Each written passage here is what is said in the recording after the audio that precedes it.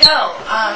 You know, it's a matter of having the people there and the influence or the people who hold the discussion to find out it's important enough for the community to do. So that kind of answers the question. I think it's kind of important to have here with some changes. We might be able to do it. Linda?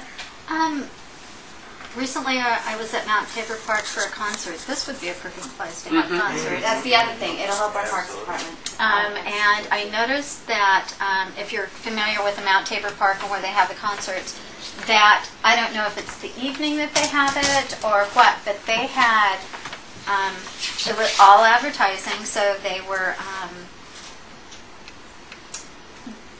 billboards, so to speak. They were lining the fence all the way around.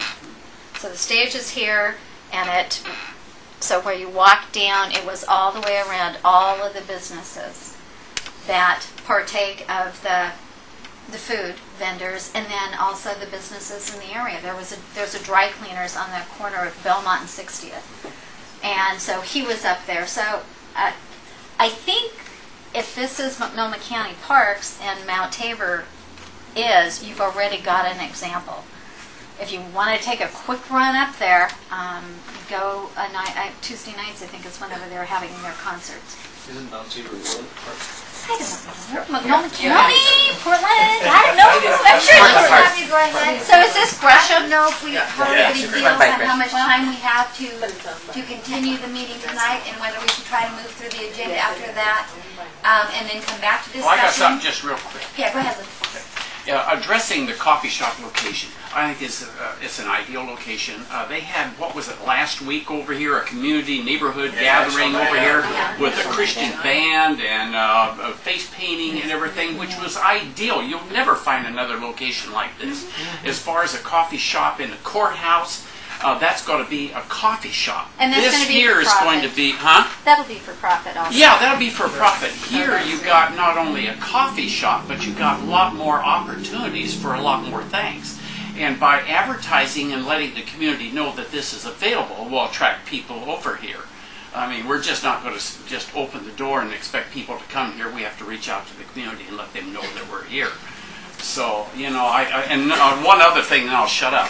Another thing is, I think is just sort of ironic that we're even considering this right now, considering the fact that so many changes are going on in the Rockwood neighborhood, in the core of Rockwood, sort of lends itself to a rebirth here to sort of face some of the new challenges that are happening in Rockwood with the renewal effort that's going on. And there's some other stuff that I've been sort of surprised about, and it hasn't materialized yet, but as we start telling the story, because we're in Rosewood, we're thinking about it. I mean, none of us live there, but we care. You live in the right in the Rosewood area. Well, those, and I guess I'm sorry about that. Not I'm happy, but to not include you in that. But Thompson and John and I don't live in the community, and we see that as a negative, but we also see it sort of as an asset to look broadly about sponsorship.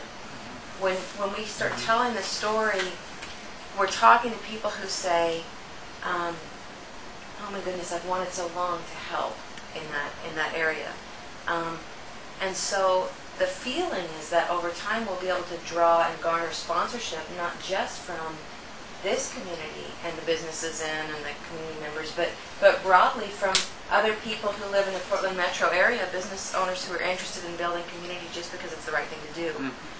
So think like that as well as, you know.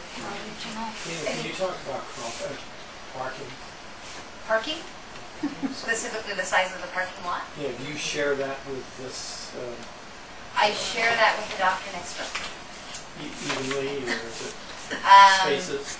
It never quite ends up evenly. Do you know if the owner's ever considering expanding into this? Actually, there was a phase 2 that's all in the books of the city of Gresham forever, but I know that her intent, she has more interest in selling the property than she does expanding the property.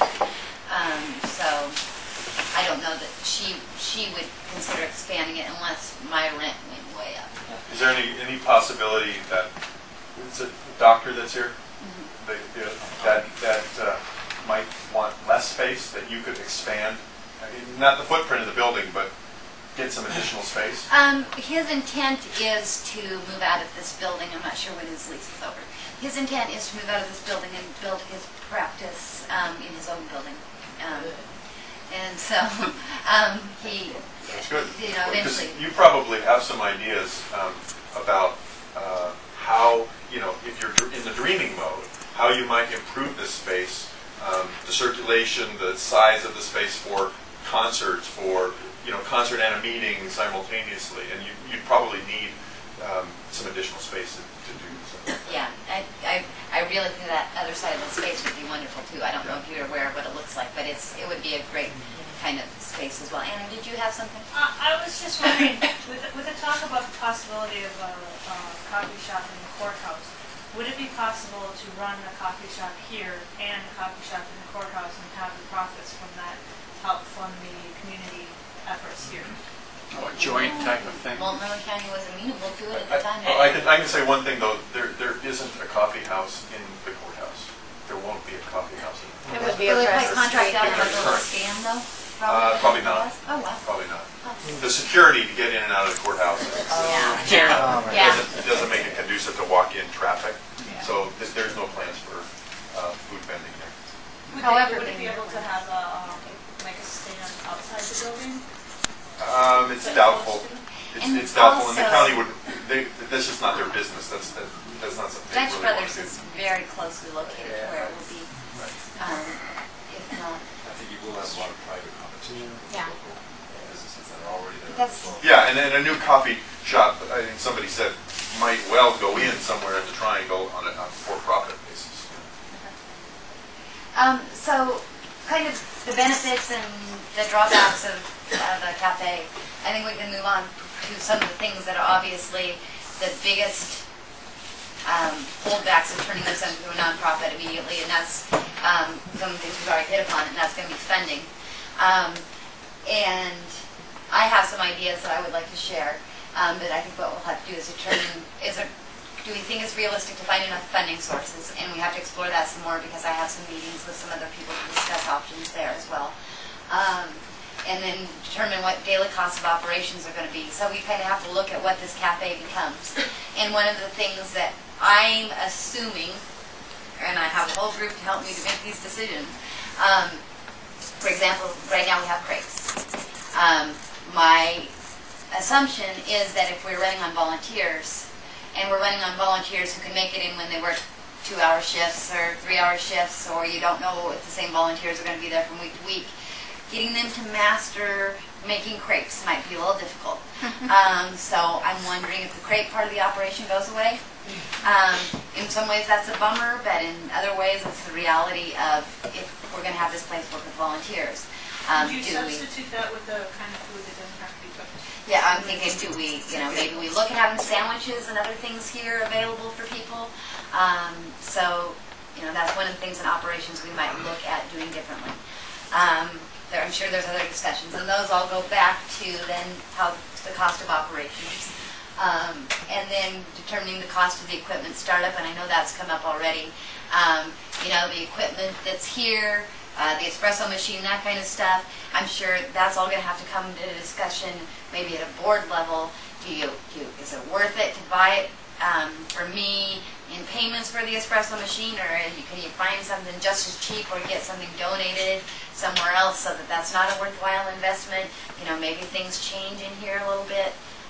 That's kind of all going to be open for discussion. And let me go back to funding and just throw some ideas out real quick. Some of the simple ideas for me. What's been very endearing to me about this coffee shop is when people know that I'm really struggling to keep it open. People want to find a way to keep it open. I have people that have said, can we do car washes? We're going to do car washes. Let's raise some money to do car washes. I'll volunteer and come in here, and so you don't have to pay employees. The options people have considered, donating good amounts of money. But all of those things, as me being a for-profit, don't really come together well. And so as a nonprofit, so many of those people that are out there in the community that I know really care about this place, it kind of gives the option to donate to the cafe. Another thing that simply is we have quite a few groups that will meet here on a regular basis, some weekly. As we said, it's one of the few spots around. So if people want to do, we can set up a sponsorship kind of thing. We can say for this cafe, $100 a month sponsorship, we are requested donation to come in here. There's enough dedicated people